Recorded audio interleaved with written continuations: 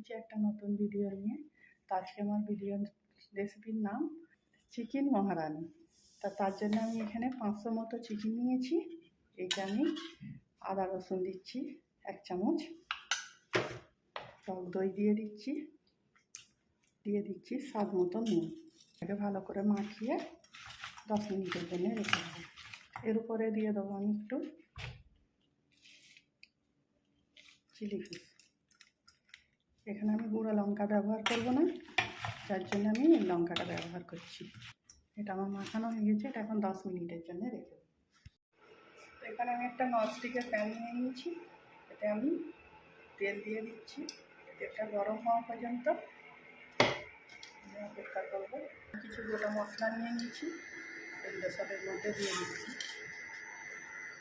মশলাটা থেকে যখন একটা সুন্দর ফ্লেভার ছাড়বে তখন আমি এর মধ্যে দিয়ে দেবো পেঁয়াজ।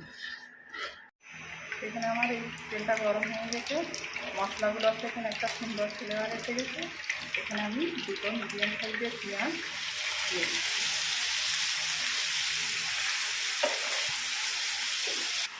বন্ধুরা, আমার পেঁয়াজটা এখানে হালকা ব্রাউনের এসে গেছে।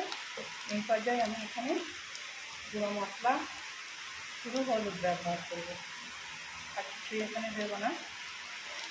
এটা হলুদটা দিয়ে একটু নাড়াচাড়া করে নেব। এখানে এবারে আমি আমার চিকেনটা দিয়ে দেবো। দিয়ে আমি এখানে ভালো করে এটা নাড়াচাড়া করবো। এখন পানি দেবো না, কেন এখানে পানি বেরোবে। এখন এটাকে শুধু ভালো করে নাড়াচাড়া করতে হবে। তো বন্ধুরা, দেখতেই পাচ্ছি এখানে আমার মশলা থেকে তেলটা ছেড়ে দিয়েছে, আমার পানিটা অনেকটা টেনে দিয়েছে। এখানে আমি যে বোলটাতে চিকেনটা ম্যারিনেট করে রেখেছিলাম ওইটা ধুয়ে একটু পানি দিয়ে দিচ্ছি। এটাকে নাড়াচাড়া করবো ভালো করে। আমরা তরকারি যখনই যে কোনো রান্না করবে সবসময় একটু ভালো করে নাড়াচাড়া করবে, একটু কষার চেষ্টা করবে, তাহলে দেখবে রান্নাটা খুব ভালো হবে।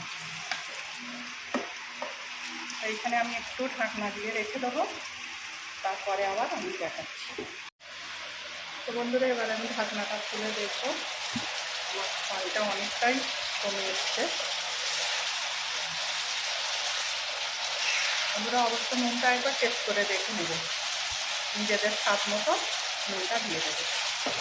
আমি আর একটু অল্প পানি দেবো, দিয়ে অল্প একটু ঢাকা দিয়ে রেখে দেবো। পানিটা দেওয়ার পরে একটু নাড়াচাড়া করে নেবো ভালো করে।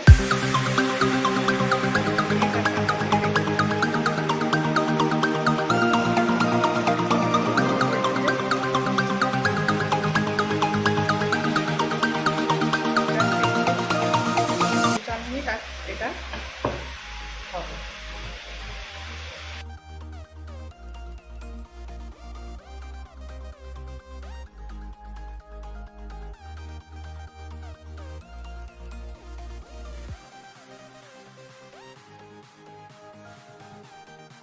বন্ধুরা, এখানে আমার পানিটা কমিয়ে গেছে, দেখতেই পাচ্ছ এরকমই থাকবে।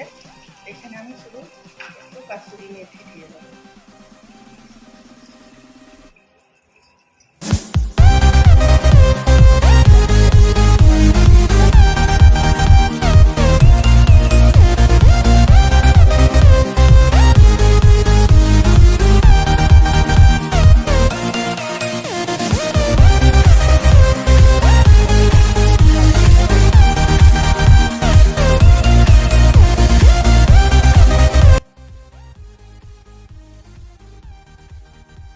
ওপর থেকে একটু